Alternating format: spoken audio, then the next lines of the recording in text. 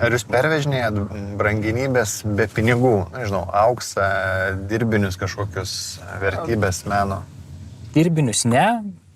Tai, kas turi finansinę vertę, tai.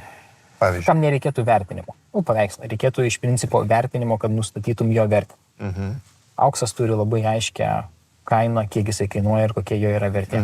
Tai, kas turi aiškę kainą, kuri nėra subjektyvi, didžiąją dalį mes pervežinėjame. O kas neturi kainos, to nevežat? Ne. Tai yra subjektyvų. Nes jeigu dingtų, nėra kaip įvertinti žalos. Paveikslas, kiek jisai gali būti įvertintas vienu momentu tiek, kitų tiek. Kolekcinė kortelė gali būti įvertinta tiek. Ir tai yra subjektyvų, gal iš tiek neparsiduot. Aha, čia įdomus. O čia darot kodėl taip, kad nes negalite apdrausti vežamo krovinio?